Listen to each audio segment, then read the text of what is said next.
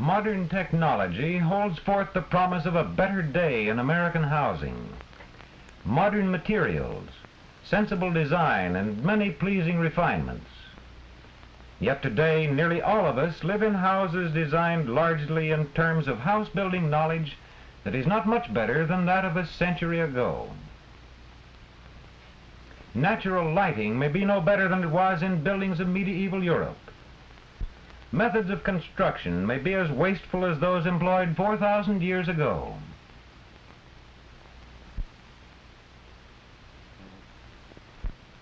Let us take a sampling of America's houses. Only 10 out of 100, owned usually by people with the highest incomes, are as good as this, costing $5,500, built 10 years ago, fairly modern. Let us look at one half the 100, 50% of America's houses. They are no better than these, 25 years old, worth about $3,000, lacking some modern conveniences. The lowest 10 in our sampling of 100 typical American houses, occupied by those with lowest incomes, are 50-year-old shacks, worth about $200, chiefly as used lumber. What services should our houses give us, and how can we help to get them? First, there should be control of weather. Your house should protect you from extremes of weather, cold and heat, snow, wind, and rain. But most houses are not wholly weatherproof. For example, in winter there may be a needless loss of heat. 10% may escape through and around windows and doors. There may be a 15% loss through the walls. And, worst of all, up to a 25% loss through ceilings and roof. A total waste of 50%, or half the heat. How can this be corrected? Well, Mr. Jones and Ray are fitting glass storm sash outside the windows. This will cut down loss of heat by creating a dead air space between the storm sash and the windows. Inside, Bob is using caulking cement in an inexpensive caulking gun, sealing up cracks around the window frames. Up in the attic, Ray is helping Uncle John lay insulating materials over all the ceiling space. This 4-inch blanket of bats will help to cut down the biggest heat loss of all. And as soon as they can afford it, the Joneses will have insulating material put into the walls to complete the job of controlling heat, summer and winter. This is a humidity gauge which indicates the moisture content of the air in the house. The reading of 10 shows the air is too dry. Here's another indication. Joints in furniture have dried and become loose, a sure sign of long exposure to air that's too dry. One easy way to get enough moisture is to keep a tea kettle boiling. Another way is to have plenty of plants in the house and to keep them well watered. This and the steam from the tea kettle supply much needed moisture for the air. The humidity gauge is a faithful indicator. The humidity reading should usually be kept between 30 and 50. Mr. Jones now turns his attention to much-needed roof repair. Through the roof, rain has come in to ruin walls and plaster.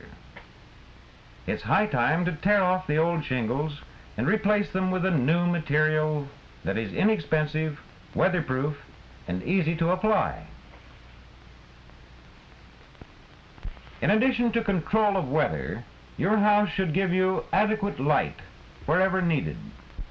Mr. Brown and Fred are measuring the natural light admitted to their living room where eye strain commonly occurs. Fred has borrowed a light gauge which shows only 10-foot candles of light where there should be 30. Mr. Brown, who doesn't want to knock out a wall and set in another window, believes he has a practical way to let in more light. His decision is, down with the heavy dark drapes and up with light ones. The difference is easily apparent, especially to those who engage in reading or sewing or other fine work. Overgrown shrubbery also keeps out the precious natural light. These rank-growing vines are being torn away. And here are overgrown cedars which stifle the light at the windows. So out comes the biggest one to be replanted elsewhere. In the kitchen of the Howard home, the problem is artificial light. Mr. Howard has measured the light strength at the stove and is now at the sink. At these vital places, the reading is much too low, 8 instead of 20 or more. This lack of light gives the Howards a good reason to install one of the newer fluorescent lighting fixtures. It is more ornamental than the old one, and incidentally, it uses much less electricity and throws out more light, more evenly distributed about the Howard kitchen.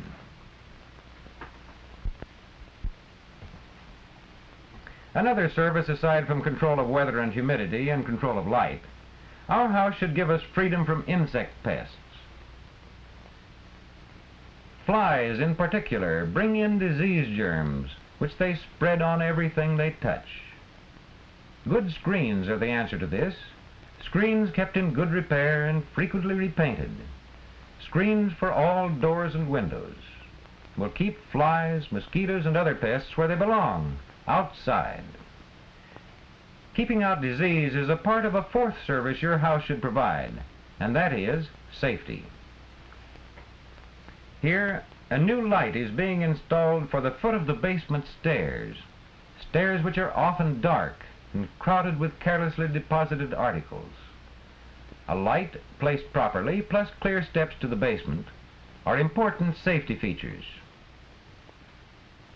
Accidents may result from rotted or otherwise bad steps outside the house. Frank is determined that no accident shall happen to him or other members of the family because steps are neglected. Another of many safety features, the dead-end street, which children may cross without fear of speeding cars. Still another service closely akin to safety which our house should give, fire protection. These houses, in addition to being wooden, are dangerously close together, a definite fire hazard. Risk from fire is reduced if houses are spaced apart a distance about equal to their height. Brick or stone construction cuts down materially the fire risk from outside. So do asbestos shingles, which are resistant to fire and which can be laid over other materials. Finally, our houses should present as far as possible a pleasing appearance, inside and out. Fresh outside paint makes your house a more pleasant place in which to have a home. And besides, paint protects the material it covers, thus saving money in the long run. So too, on the walls inside the house, fresh paint at little cost can help dispel grime and gloom. Decoration applied to walls also contributes to cheer. Anyone can apply transfer patterns, and nearly anyone can make stencils for repeat patterns such as this nursery wall design dealing with a familiar children's story. The cost of wallpaper is not great. The trick is in putting on the paper neatly. It's a trick nearly anyone can learn with a little experience and a few inexpensive tools. It's mostly matching and pasting and smoothly applying. Thus, while few of us may ever get the opportunity of designing and living in our dream house, we can improve the house in which we live. We can insulate against heat and cold. We can control the moisture content of the air. We can find ways to admit more natural light. We can improve our artificial lighting. We can protect ourselves against insect pests. We can take steps to make our houses safe. We can protect our houses by paint and make them nicer to look at. We can make them more cheerful inside. We can study housing in communities like this, designed so that children use parkway paths or overpasses across main highways in going from home to school each day, and in going from school back to home, without crossing streets with speeding traffic, where safe streets lead from home to business district, where the community recognizes that our houses ought to be much more than mere places of shelter from storms, that our houses ought to be safe and pleasant homes.